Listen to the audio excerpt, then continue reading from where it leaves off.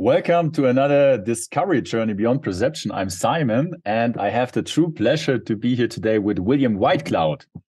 Yay! And just a brief introduction. William, you are a best-selling author, a creative development trainer with, I don't know exactly, but I think more than 25 years of experience, and the founder of Natural Success. And you are really, and also with your company, dedicated to empowering people to unleash their genius and highest level of consciousness. Welcome, William. Good to see you again. Yeah, thanks. Really good to see you again. Thanks for having me on your great show. Yeah, and as I just shared, you have this vast experience in working with people and really supporting them and living literally their true nature and unique purpose. And I think the two of us, we know each other for, I think, close to 2 years now. And one of the key distinctions of your work and how you're training others, also myself, I would say, is that you're not sharing a belief system or worldview, but you're teaching through premises and principles. And I think that's a really good and great start. And would you mind, just for those who are maybe not yet familiar with your work, to explain what is a premise? Well, a premise is an assumption about how things work, right? And scientists use premises. If you're going to go about something, you have to assume that there's a way it works, and that's very different than believing how it works. So you assume how it works. So, for instance, one of the premises of natural success, of the creative orientation, is that we're powerful, that we human beings are actually, in essence, pure creative spirit connected to everything through all time and space, right?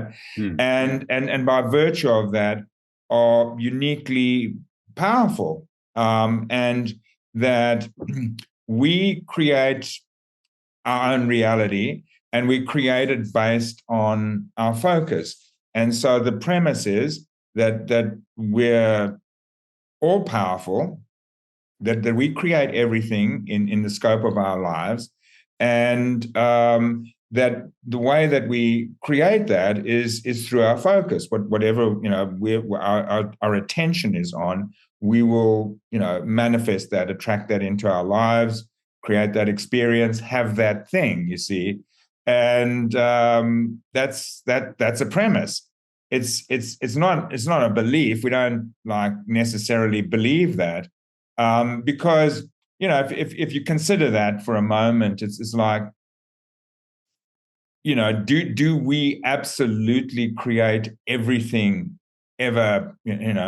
That when we get hit by a hurricane, and this is what people ask me: do we get hit by a hurricane? That we created the hurricane? It's like, no, hurricanes happen, especially in hurricane climate areas. Hurricanes happen, and millions of people get affected by them. And so, very likely, we didn't create the hurricanes ourselves personally, right? But if you apply that principle, if you apply that premise, adopt that premise.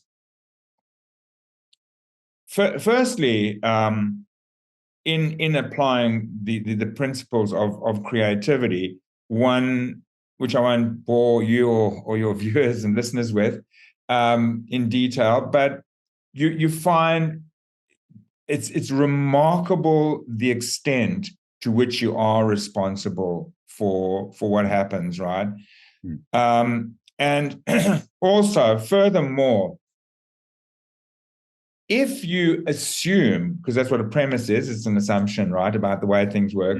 If you assume that you create everything in your life, well, then you will take responsibility for your focus in life, and pay attention to what you're focused on, and particularly with results that you expect and want to happen. You will then, use your focus very strongly to remain focused on that, and take actions towards that because you believe in your power, you see, or not believe in, but you have this assumption of your power that you're applying.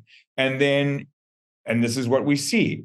I see it in my own life. I see it in the lives of others, where a person is working with the premise that they have the power in their life.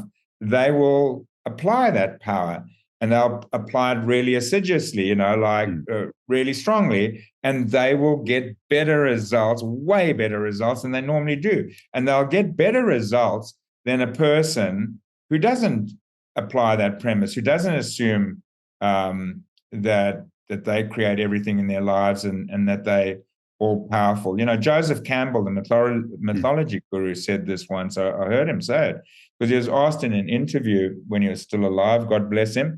Someone said to him, said something awful. He says, are you going to say that to people with AIDS, that they created that and it's their fault and all that? And he said, no, it's not their fault. I'm not going to walk around blaming people for what's happened. But just like I'm saying, what he said is, but if I assume that I create everything and and the power's with me, well, then I will bring my will to bear in life much more strongly than if I don't assume that.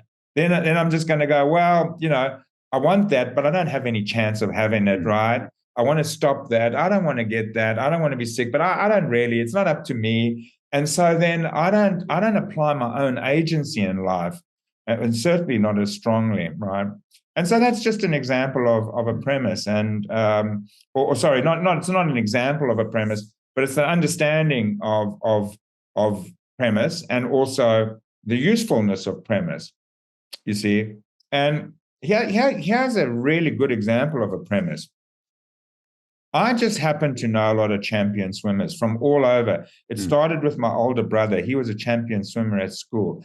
And then even one of my mentors was a champion swimmer. And I've just known, I don't know what, my life has been full of champion swimmers, and I'm not, right? But virtually all of them have told me the same thing. And because they've told me the same thing, I then ask other champion swimmers, and they say, yeah, it's the same thing. It's like when they get taught how to swim, and swim fast, and they get taught all sorts of things. But one of the techniques that they get taught is to imagine that their hands are paddles, right? So, look at my hands, there's small little hands, but they get taught, imagine your hands are big paddles. And when you swim, you're pulling paddles, like you've got paddles. So now the funny thing is when swimmers imagine that their hands are paddles, they swim faster. They do, maybe fractionally, but they do swim faster than if they don't imagine their hands are paddles. So are their hands paddles, right? Do we have to believe that my hands are paddles? No, I don't have to believe it. I only have to imagine it. And that's a premise. My hands are paddles. That's how this works. That's what's going on here. My hands are paddles. And then I get a result, right? And it's a good result. So it's the results. And you see, a premise is as good as the results it gets. And so that's what we do is we just go, well, what are the best premises? What premises get the best results, you see? And one premise that's terrible, I'll give you an example of a terrible a terrible premise is there is a premise. There is an assumption that how it works is you have to believe that you can have something before you can get it, which is total nonsense. It's self-evidently untrue that you have to believe you can have something before you get it. I mean, there's so many things. If you really examined your own life and other people's lives, and if I examine my life, I've created or have and had and created a lot of things that I never believed I'd have, and never believed them until I had them. Right? So the premise that you have to believe something before you'll see it and have it, and that is a terrible premise, because then first of all, you're giving your subconscious a message you can't have it now because you don't believe it. And you go off on a campaign to try and create belief around having what you want, right? And Really, the more you try and convince yourself that you can have something, that you build the belief to have something, the more you actually create the unbelief in it. It's like if you look at people who have trust issues, fear of safety and all that and I've observed this a lot. People who try to develop that trust of safety and all that create the opposite, actually, you see. So that's a very unuseful belief, premise, that you have to believe you can have something before you can have it. Whereas I use a premise: if you focus on what you want, whether you believe it or not, you'll create it if the focus is there. And to me, that's a much better premise, much more powerful premise. And I apply it, and the people I work with and train apply it. And we find, yeah, it works. And we watch the people trying to improve their beliefs. And we see that doesn't work very well, right? So anyway, it's a long answer to your question. But No, I think it's really important. No? And, or not often gets that perspective. And was there a distinct experience or a mentor, or who introduced you to the difference between believing something or a worldview and like teaching or sharing based on principles or premises? Well, firstly, I taught myself. I had, in the sense that I had a self-realization, because this is also a long story, which I'm not going to tell in its long version. I'll tell the very short version. Is I had a 10-year illness that took me from feeling mildly ill to being on my deathbed. And when I say that, I'm not exaggerating. I was literally on my deathbed, and nobody knew what it was, and nobody. Which is very rare, because whenever something's wrong with you, everybody knows what's wrong with you. Everybody knows what you should do about it. In my case, nobody knew, and it was 10 very bad years of suffering. And as I say, in the end, it was really bad. And then I got well overnight, not because someone diagnosed me, not because I took any medicine or whatever, right? I actually met someone who, well, maybe you could say they diagnosed me and prescribed something, but not in a conventional sense. But right there, when I was checking out, I met someone. I met someone who, after 10 years, was the first person that told me they knew what was wrong with me, and they told me they'd had the same thing. And when they described what they had, I really believed them, because I was never able to explain to anyone, or I tried, but people didn't understand. No one related to what was going on for me at all. But when this person described their experience,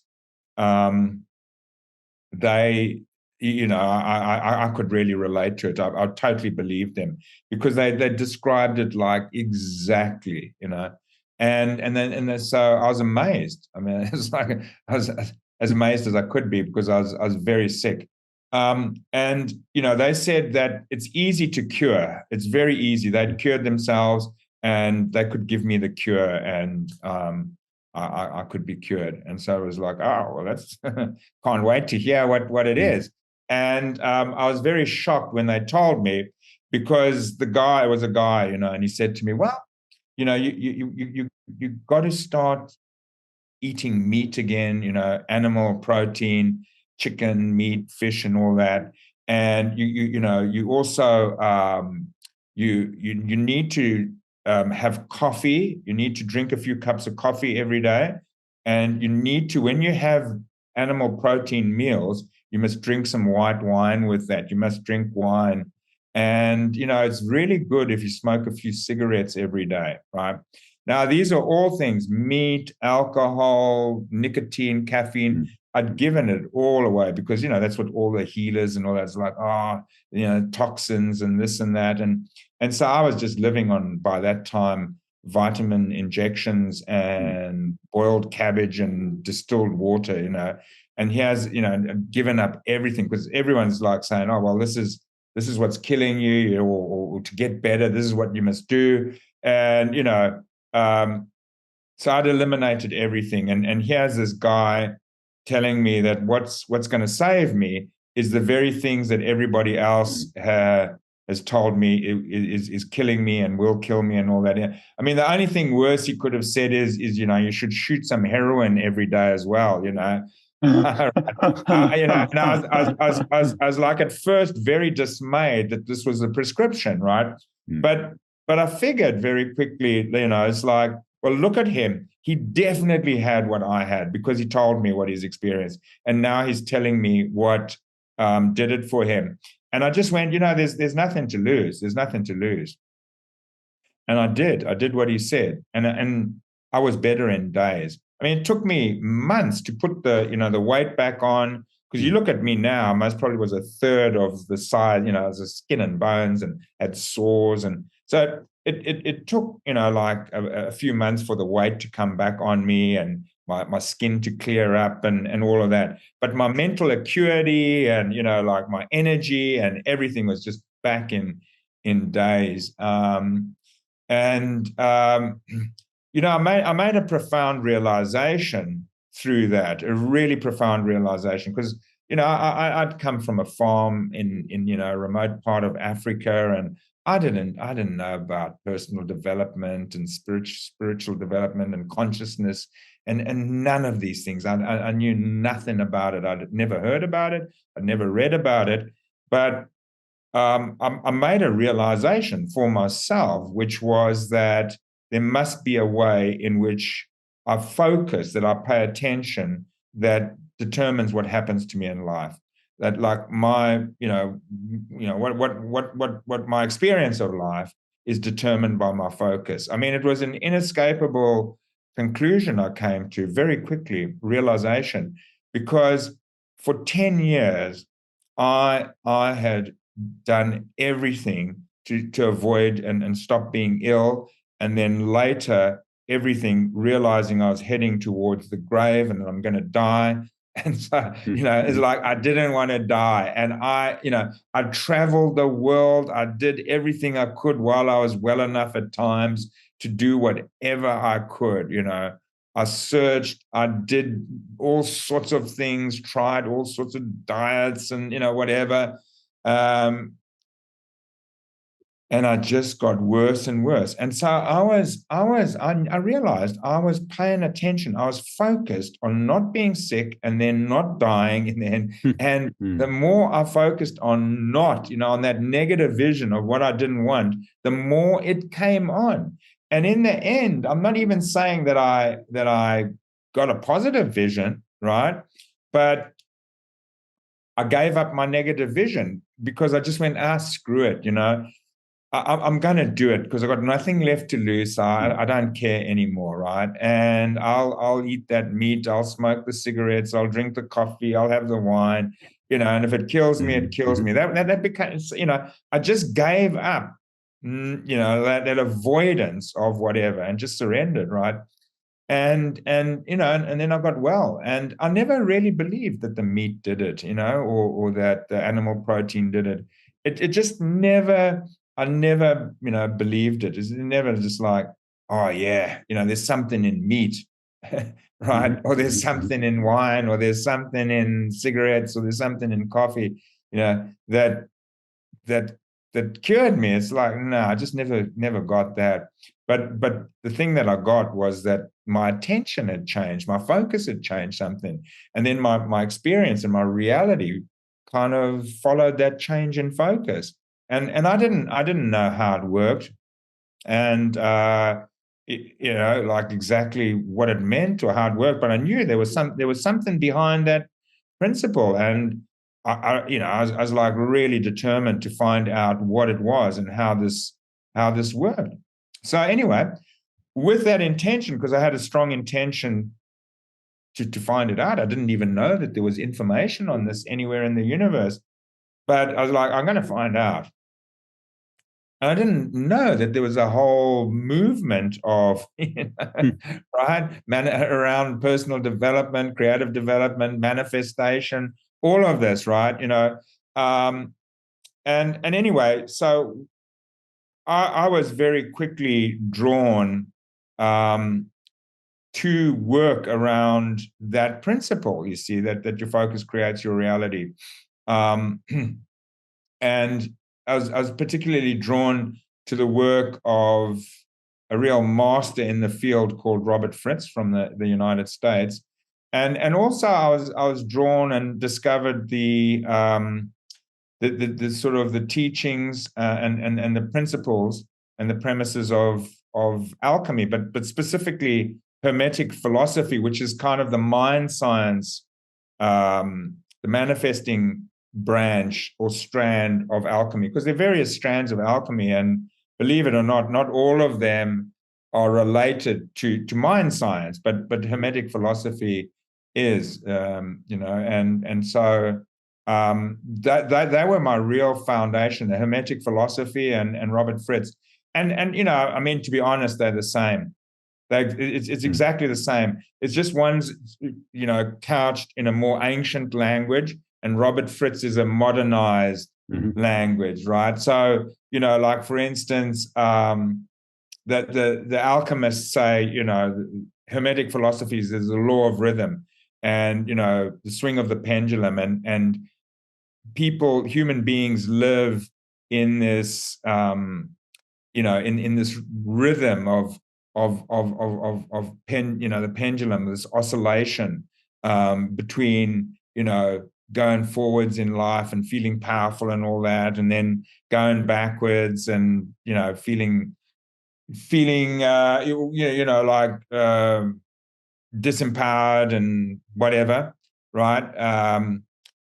And that the masterful sit at the apex of the pendulum and let the pendulum swing, on the lower, and while they operate on the higher, So it sounds very arcane and all that, but then Robert Fritz says, we have lower psychological structures that create our, that cause us to have our attention on our beliefs. And create our sense of separation and limitation and suffering in life, and yet we can create a higher structure above that. And while that lower structure will always exist in our consciousness, we can create a higher structure. And it's and he talks about in the lower structure, there's oscillation, because we experience ourselves in our limitation, personally, in our personal limitations, which is dependent on our belief systems, and then we strive to compensate for that and get away from that. So we have this progress away from our beliefs, but in the end, the beliefs are reinforced, because really what is driving us in life is those beliefs, even if it's just to get away from them. So the attention is still on them. So they pull us back, and so we go forward and backward. And there's the pendulum again, and he calls it oscillation. And he calls the apex of the pendulum the higher structure. And, when you understand, the teachings of Robert Fritz, it's just alchemy expressed in a modern way.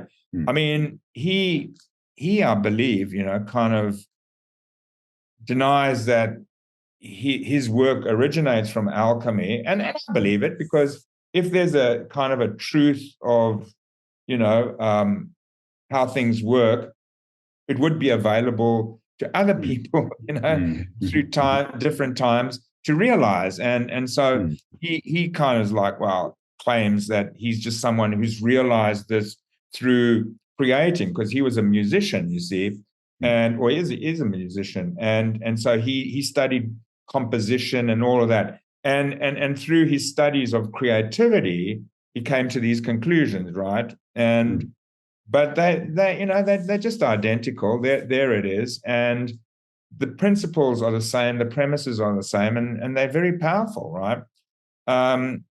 So that's that's my origin story. And I mean, I would say that you can't. I could never improve on those essential principles, those essential premises.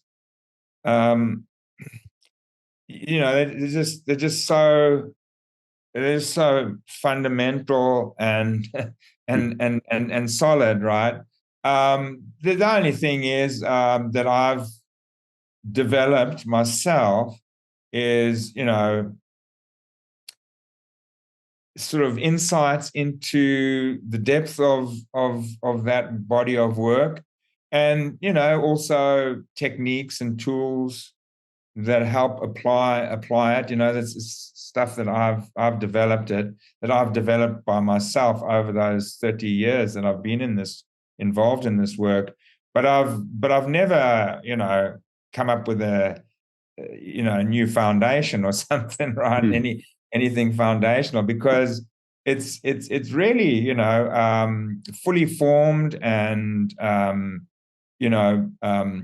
really solid in terms of the foundation of those insights. It just can't be, in my opinion, I'd be amazed to see someone come up with something more profound, or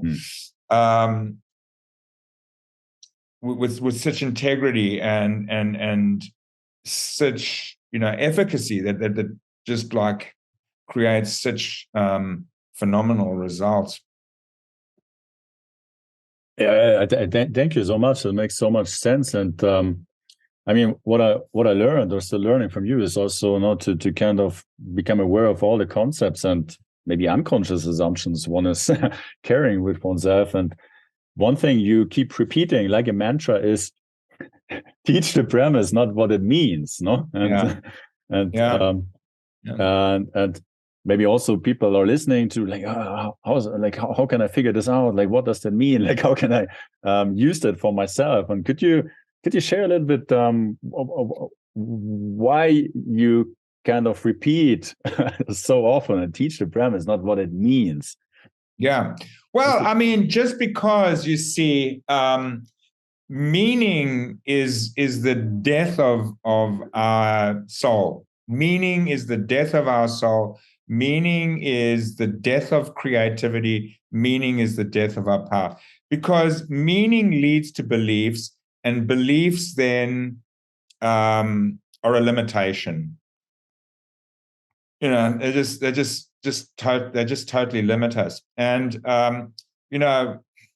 most people that I know, maybe I'm a bit older, right? But still, even younger people I meet, they've seen a movie, The Matrix. Have you seen The Matrix? Yeah, sure, yes, yeah. Okay, so it's an old movie, right? But here we are. It's amazing how many people know that movie, and have seen it, and you see, in that movie, they've got kind of like superpowers, and they jump from building to building, And then when the new guy starts with them, Neo, the hero, the main character of the movie, he comes and he joins them, and he's learning, all the magic that they do. And the first time he tries to jump from one building across to another building, he doesn't make it, and he falls and he crashes in the street. And his operators are watching him, you see, in the control room there.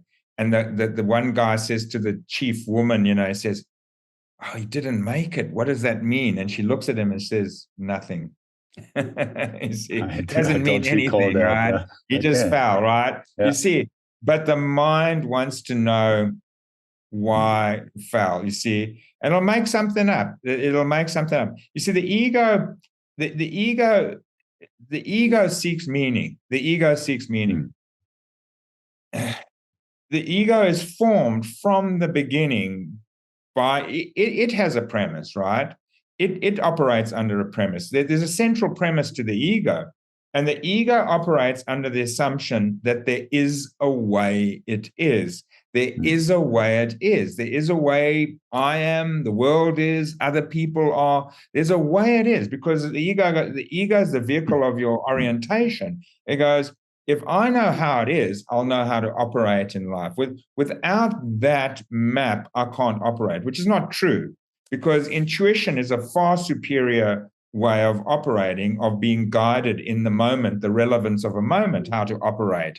But the ego goes, no, I've got to have it worked out. I need to have it worked out. So it's dedicated to this principle, this premise, this assumption that there is a way it is. And so whenever anything happens, it assigns meaning to it. Like in the Matrix, when the guy falls, what does that mean? And the wise woman says, nothing. Doesn't mean anything. But the mind goes, this means something, you see. And so then from our very earliest age in life, start in life, things are happening. I mean, things happen in the womb. Things happen at birth, at the time we're born. Things happen when our mother's breastfeeding us, well, not breastfeeding us. Things happen, as we grow up. And the ego is there going, okay, this is happening. What does it mean? What is it? Why did my mother not pick me up when I cried?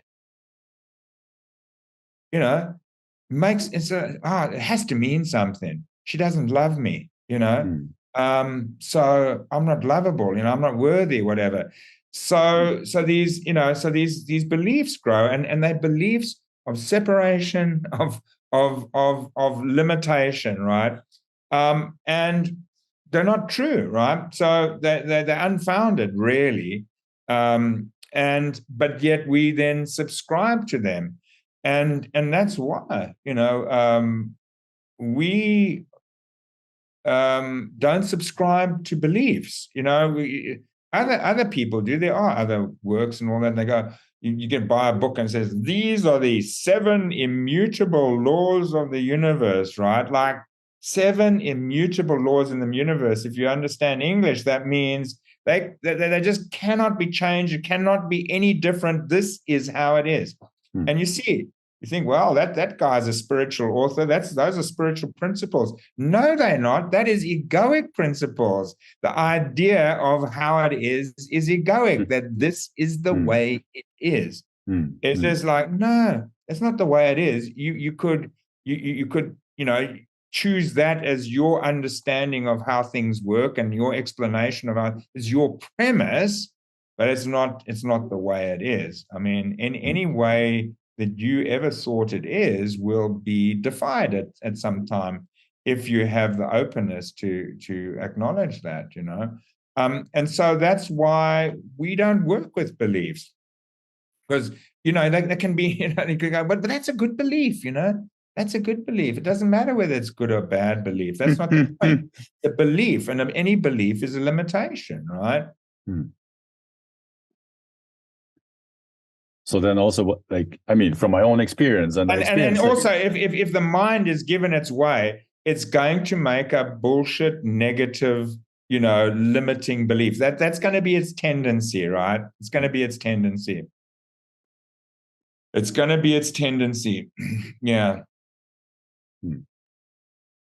Yeah, from my own experience, what I just wanted to say is teach the premise, not what it means. I experienced myself, how I kind of want to jump to conclusions, how that fits into my worldview, etc. But then also applying the principles opens it. When one learns, and that's what I learned from you, to suspend that need to know, at least consciously for a moment, to then actually open up to a different experience. Yeah. Yeah. Well, you see, when you teach the work and you say, teach the premise and not the meaning, you see, is that it's a human tendency. As soon as you put forward a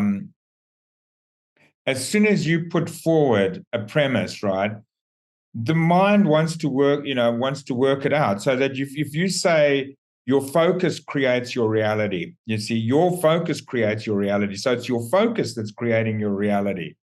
You see, and that's a premise. Your focus creates your reality. But straight away, people want to, their minds want to make sense of that and what it means. And then straight away they say, yeah, so, that hurricane that smashed Florida yesterday, did the people living there create that? And, whatever, right? and you know, and then want to look at hypothetical situations in life to make meaning of that premise, rather than look at, you know, themselves and their situations and examine their focus. Because if you do that, right? If you limit it to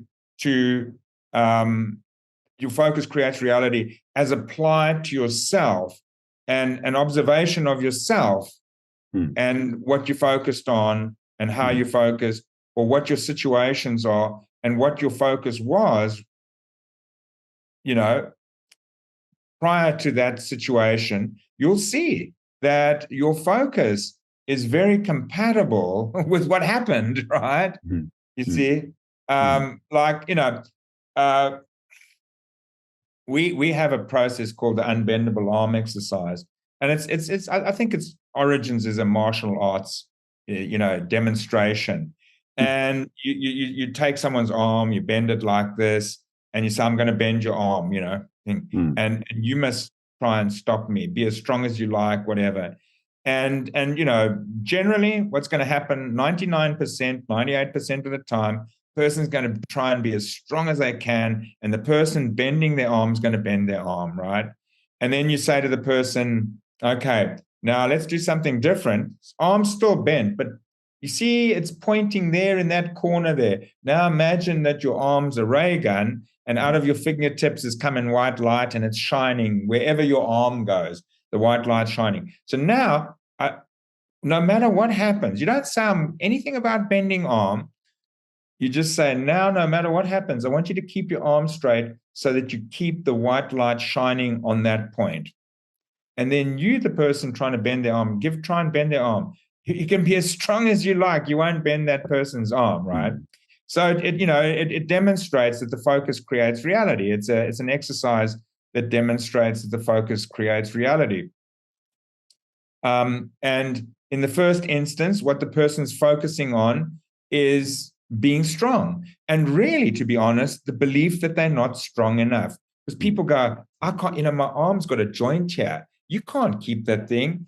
You know, this is a mechanically untenable position, right? It's going to bend, and I've got to be strong, and I can't be strong enough. People even say, can you use my other arm? It's a stronger arm. So it's strength, you know, it's not, you know, all the messages subconscious getting is my arm's going to bend. And sure enough, it does. But now, when there's no message about the arm bending, there's only one message. Shine the light on that point there, keep your arm straight, shine. Then no matter what happens, the arm stays straight. You know, it's a very simple, but it shows you that your focus creates reality. So we establish your focus creates reality. We do a little demonstration like that. And it's like, yeah, you see that? How your focus impacted. But straight away, people don't go, oh, wow, that's amazing. Your focus creates reality. They go, well, what about the hurricane? What about the hurricane? You see? What about the hurricane? You know? And then we have other exercises that go deeper, right? And they examine your consciousness, you know, like when you have a conflict and you didn't get your way, you can examine where your attention, retrospectively, where your attention was, you know, and what you were focused on. And you'll see that your focus was such that it led to that problem and that result.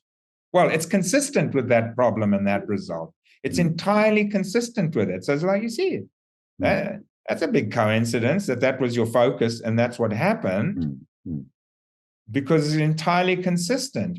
So, you know, like you start seeing, and then people do that, and then they go, yeah, but what about the hurricane? So it's like, stick to yourself, stick to the premise and not hypotheticals, and you know, be focused yourself and examine your focus, right? You know, and then you'll see the truth of it. But you see, people, rather than contain it to themselves, see how it works and all that, they want to understand it, you know, and so they they start, creating meaning. It's like, but and beliefs or undermining very powerful premises. It's like, yeah, well, those people couldn't have created that hurricane, so my focus doesn't create my reality. You know what I mean? When there's so much evidence and well, there's so much evidence that the premise is a very sound one, and then obviously the more you practice it, the more it bears out. It shows itself to be very effective, but people will destroy their power with meaning. You see, with the meaning they develop about things, right?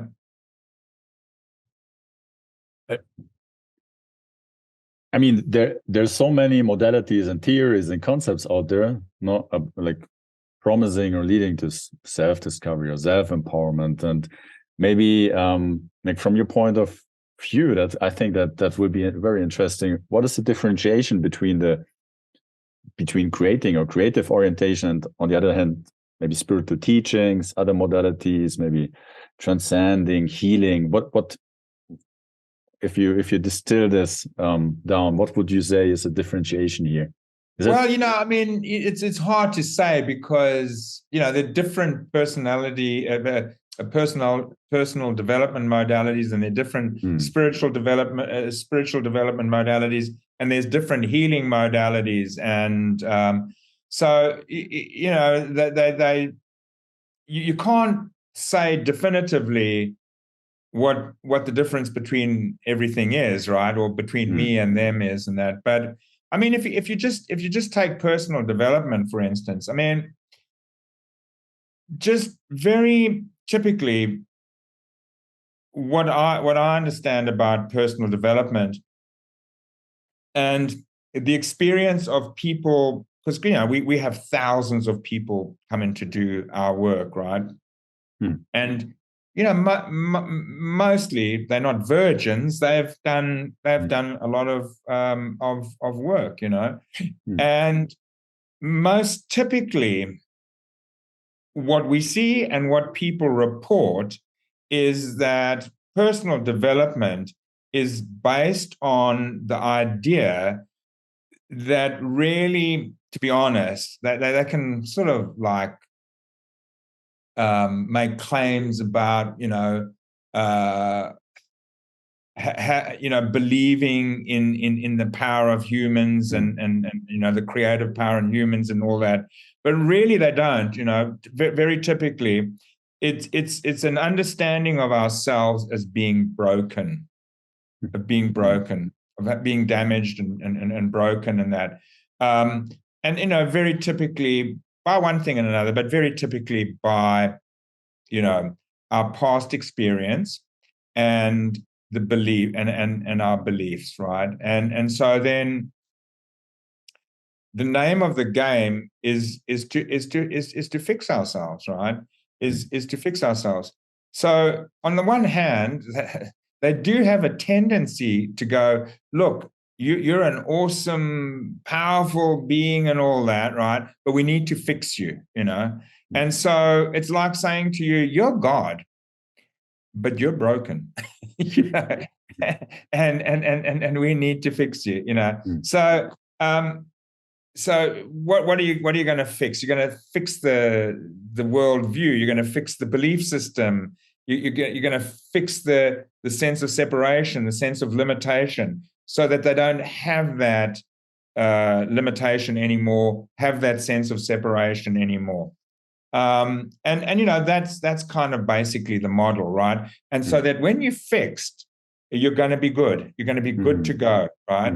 And you see, there's a few problems with that, and that's the difference with between those modalities and my modality, our modality, right? The creative development. Because first of all, you see, It's a mechanical understanding of yourself. Is broken, fixed, is mechanical, right? And we're not mechanical. Our creative nature is not mechanical.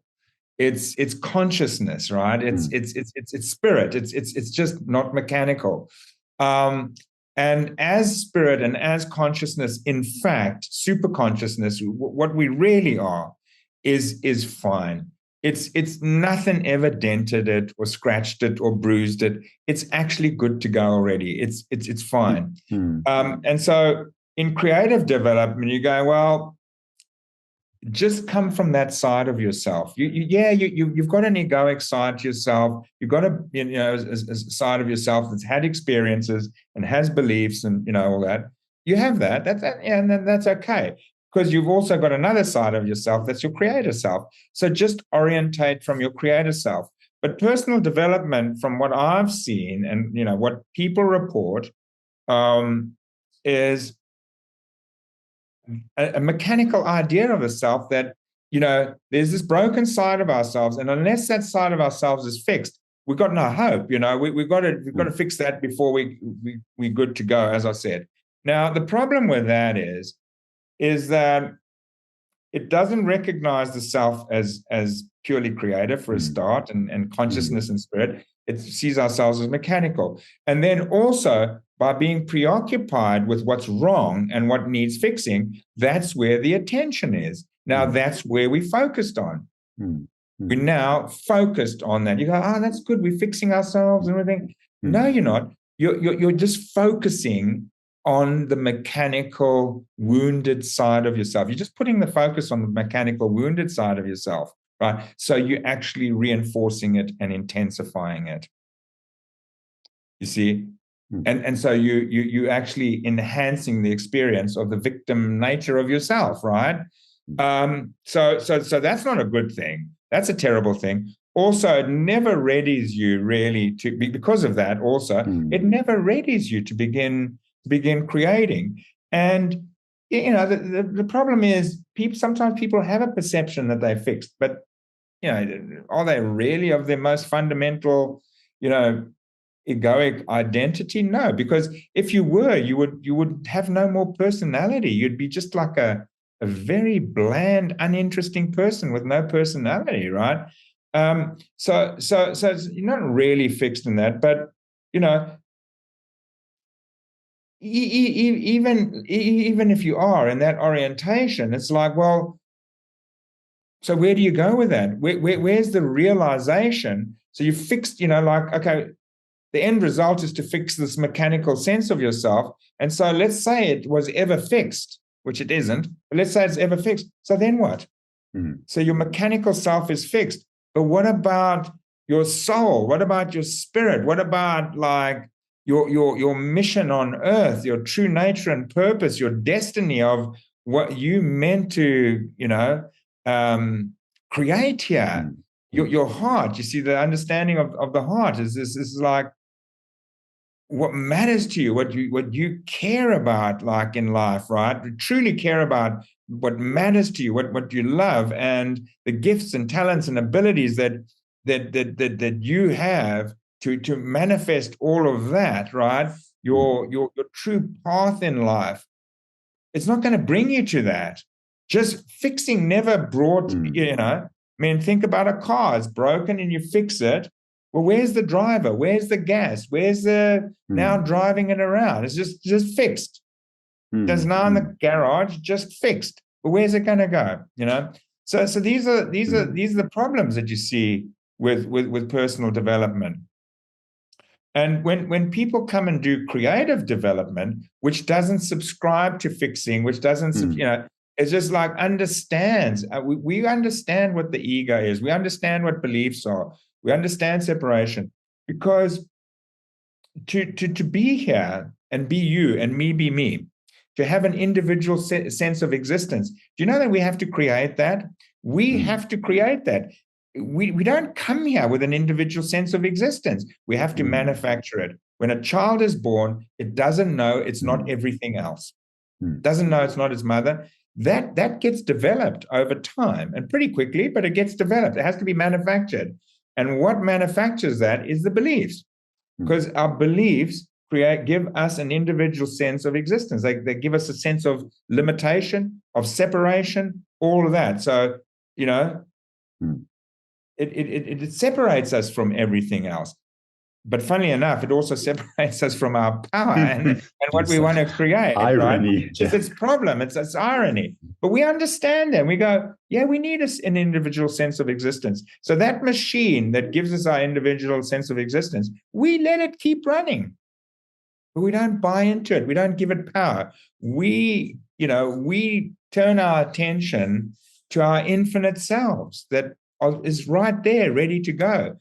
To our infinite selves, to our creative selves, to our, our powerful selves and our hearts, like what matters to us in life, what we truly care about, and what we want to get on with, and we get on with that, right?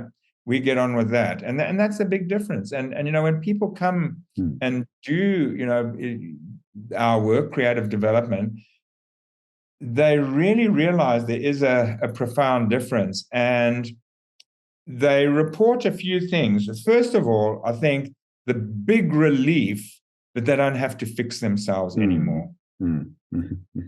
That you don't have to be perfect in order to create or get ahead in life or be a certain way. That however you are, you can create. You can create. And that's just palpably demonstrated by creators. I mean, you can get and I've known them, the biggest arseholes. I've known some of personally, I've had friends with some of the greatest artists of our times, painters of our times, and they were real shits. You know what I mean? They had real problems, and but they could still create amazing arts. It didn't matter that they were arseholes or whatever, that they were heroin addicts or what. They could still create amazing art.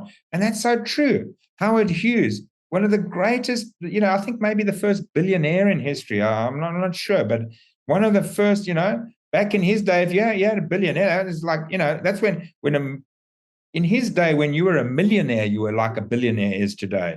And he was a billionaire in that time. And he invented like oil rigs, and he designed and flew and made airplanes, and he made movies with Jane Russell. And, and the guy was bipolar. He wasn't fixed bipolar. He was bipolar, right? So the evidence of how people can create regardless. Now, I'm not advocating being, I wouldn't want to suffer psychologically and all of that. And we don't have to, by the way. But I'm just saying, you see, it's a different orientation, right? And so what I'm also saying is that people are just so relieved when they come across this work, when they come across creative development. It's like, oh my God, I don't have to fix myself. I spend so much money and so much time trying to fix myself and never got there. Never got there. I mean, we know people who have spent $300,000-$400,000 on belief clearing techniques and stuff like that. And they came to us and said, I still, I've not changed nothing. I just thought if I did more, it's somewhere at some point I'm going to fix the beliefs. I'm going to clear it. They offered me the next course. I thought this one, and this relief of, oh my God, you know what? I can just be a normal human being, and being a human being is different than creating, right? So I can be a bloody human being, but I can be an incredible creator, right? So I don't have to fix myself. And the other thing is this works? They go like, this works. This is the first thing I found that works, right? Because mostly, what people learn about, manifestation and all that doesn't work because they're using it to get away from what they don't want. Like with me, when I was, sick and dying, and just getting more and more sick and dying more and more, right? They use it to get away from what they don't want. And they may not be aware of it, but that's part of the problem. They're unconscious.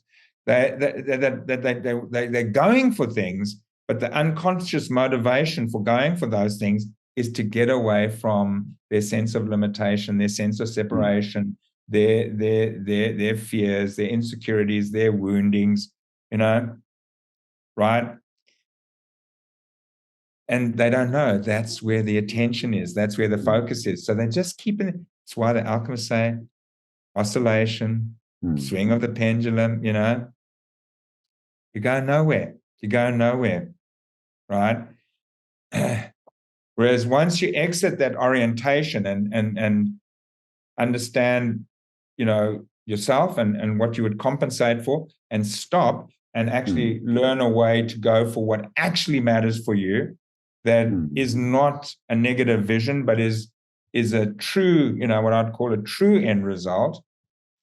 And then you find that's easy, much easier, much more effortless to flow towards. So those are the two big things. People go, oh my God, I don't have to fix myself. And oh my God, this actually works.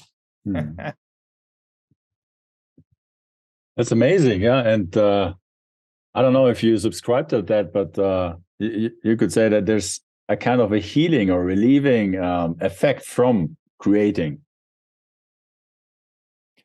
Well, yeah, that's what we say, is you don't have to heal yourself to create. But funnily enough, creating is very healing. It is, right? Because, to create is to come back to your heart and who you really are and what really matters, and the other orientation, which we call the egoic orientation, it's very toxic. It's toxic. It's preoccupied and reinforcing of your wounded self, right?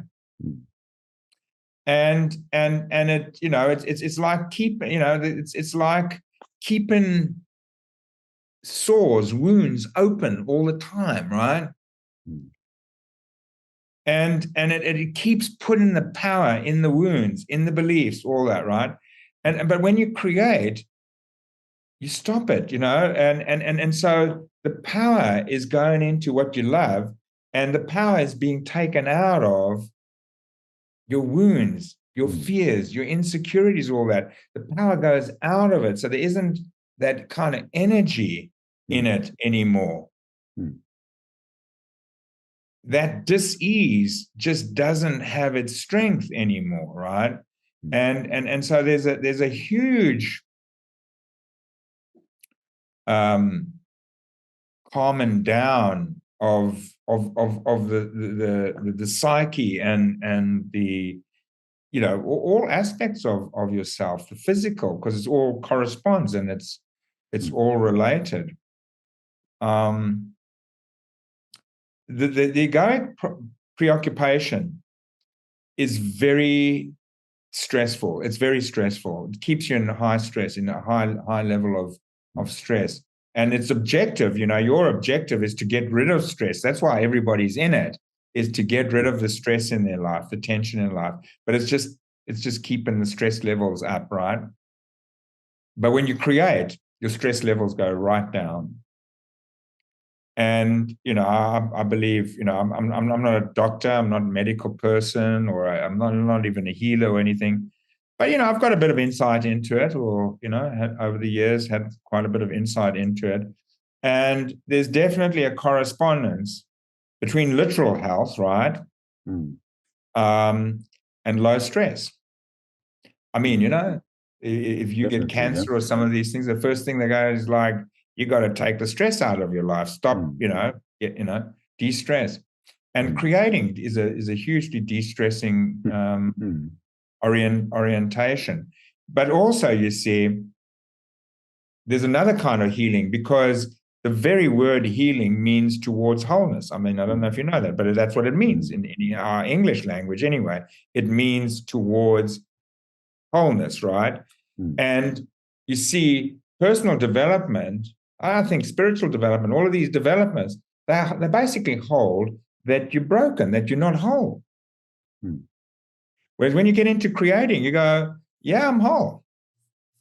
The whole premise is based on, it assumes wholeness. Mm. I'm whole. I'm good to go. You know, I've got all of me. There's all of me, and all of me is okay. All of me is okay. Even my egoic self and dysfunctional side. That's okay. I got that, but it's all right. It's all welcome at home. And it's allowed to be and exist in the big circle of who we are.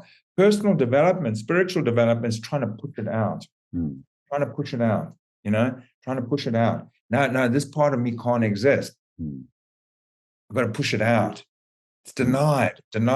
Parts of yourself you deny, you won't allow, and you're pushing it out. Wow, what do you think that is? Then they're pieces of the cake that you're cutting and keeping out, of the whole. And that is not spiritual. It's like I'm not, because there's a lot of different spiritualities and modalities and all that. So I'm not painting them all with the same brush, but you can see there are the ones where there's a lot of denial of, like, say, negativity. It's like, you see these people, their sort of heads are floating above their bodies. It's like, it's all good. It's all good. You're not allowed to feel like, if I'm pissed off with you, are you pissed off with me, William? No. I'm not. I'm good. I never feel anger, right? You see, it's bullshit, right? It's just bullshit. I'm pure. I never have impure thoughts. You see, that's denied. That's That's unwhole. That's unhealthy, right? The creative orientation isn't like that. It loves everything. It loves everyone. It loves everything. It loves all parts of ourselves. It doesn't go, it doesn't excuse behavior and all of that, but it accepts that it prefers, a certain way, certain things, and really generally promotes the highest good, right?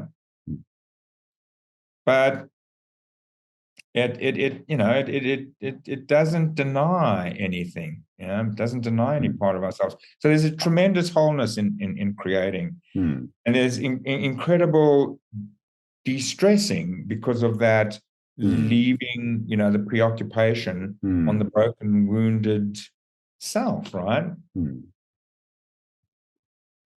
Yeah, that makes so much sense, and from my own experience I can absolutely confirm that. So yeah, thank you, William, for taking the time to speak to us today, and also for sharing the work to educate more people about this. My pleasure. Thanks for having me, and thanks everyone out there for listening and all that.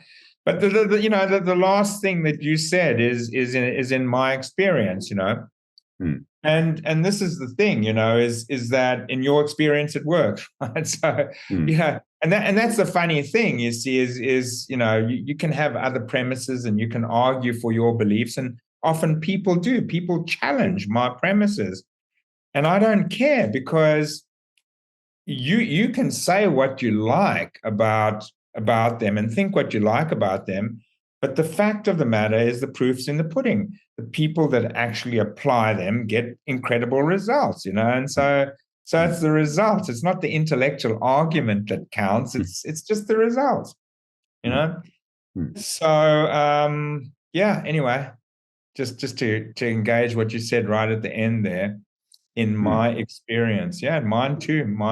In my experience, I wouldn't. I'm one thing I'm not is an idiot, right? And I wouldn't have been on this path for 30 years if it wasn't amazing, right? And if someone else couldn't have shown me a more successful way or premise, right? I'd be on it like that. That, right? But anyway, thanks, Simon. Great chat, huh? Yeah, thank you, William. So I will, like, for those who are not yet familiar with your work, I will put all the references to your webpage, and maybe there's an upcoming event. I don't know if you have scheduled something where people can check out your work directly. I don't know if Yeah, you well, want we've got some amazing free trainings, really comprehensive trainings. They're not run all the time, but if you go to my website, Natural Success, yeah, I mean you can just Google yeah, I will put it card. in. Are you going to You put will it find there, it right? down there. Yeah. So okay, of course, yeah, of course. So if if you go to the website and you sign up for the newsletter, we send you something once a month about what's going on with the work, and also we'll alert you to our free online courses. They're free, and they really, as you know yourself, that's how you came, right, to Yes. work. Yeah.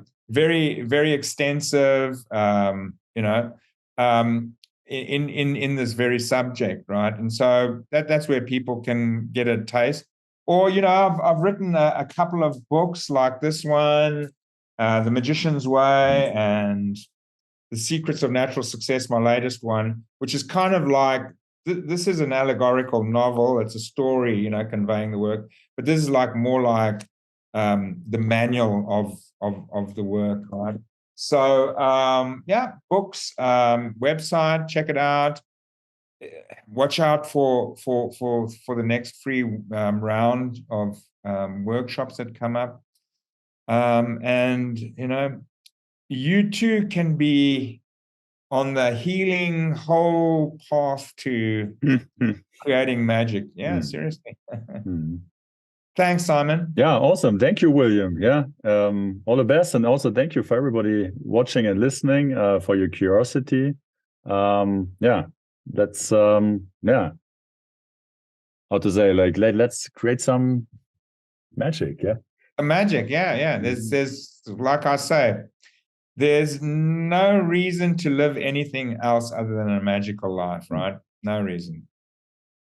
Well, perfect last words, I guess. Yeah. Thank you. Yeah. Thank you. Yeah. Right, brother. And see you goodbye. later. See you soon. Yeah. Bye.